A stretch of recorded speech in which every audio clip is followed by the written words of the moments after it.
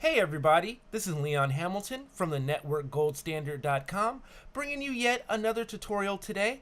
We are going to be talking about OSPF, Open Shortest Path. Okay, let's go over some facts. It's a link state protocol, uses the Dijkstra algorithm, uses cost as a metric, and has an administrative distance of 110. Okay, so let's talk about the LAS. It's a link state advertisement, and there are a few. So let's go over some. Router link, which is type 1, lists neighboring routers and the cost to each flooded within an area. Network link, type 2, generated by the DR, lists all routers on an adjacent segment flooded within the area. And network summary, which is a type 3, generated by an ABR and advertised among areas. Now, there's the ASBR summary, which is a type 4, injected by an ABR into the backbone to advertise the presence of any ASBR within an area. External link, which is a type 5, generated by an ASBR and flooded throughout an AS to advertise a route externally to the OSPF. And last is a NISSA external link, type 7, generated by an ASBR in a not-so-stubby area, converted into a Type 5 LSA by the ABR when leaving the area. Okay, so just in case you're wondering, what the heck is a ABR and an ASBR? So ABR stands for Area Border Router, and ASBR stands for Autonomous System Boundary Router. Okay, so let's talk about router types. We've got an internal router. All interfaces reside within the same area.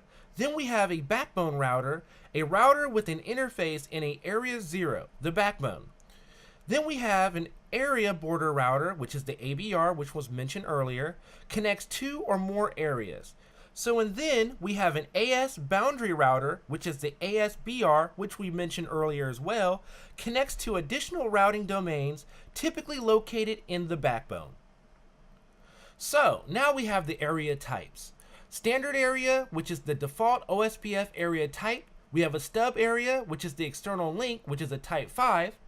The LSAs are replaced with a default route.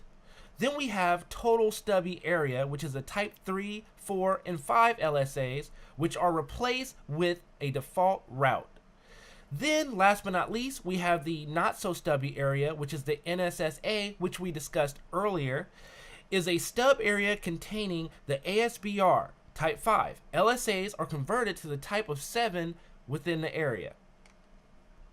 Alright, so now we have the DR and the BDR election. A DR is a designated router, BDR is the backup designated router. So, the DR serves as a common point of all adjacencies on a multi-access segment. The BDR also maintains adjacencies with all routers in case the DR fails. Elections do not occur on a point-to-point or multi-point link. The default priority, 0 through 255, is 1. Highest priority wins. 0 cannot be elected. DR preemption will not occur unless the current DR is reset. Okay, so let's talk about virtual links. Tunnels form to join 2 areas across an intermediate. Both end routers must share a common area.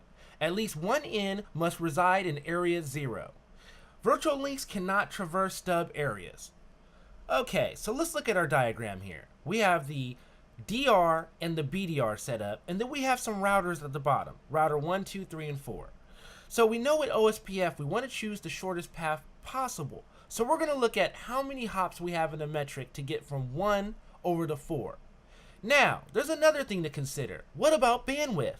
Let's just say we have a short amount of hops going from 1 to 4, but we have a satellite connection somewhere in the mix. We know satellite connections are pretty slow, and that's going to be our last resort. But let's just say we have the option of having a gigabit connection, but that gigabit connection has more hops. Well, if the bandwidth is better, it's going to be faster to take more hops to get to our destination. We're more likely going to pick the bandwidth over the shortest hops to a destination if that destination's bandwidth is not very good. Okay, so that's OSPF.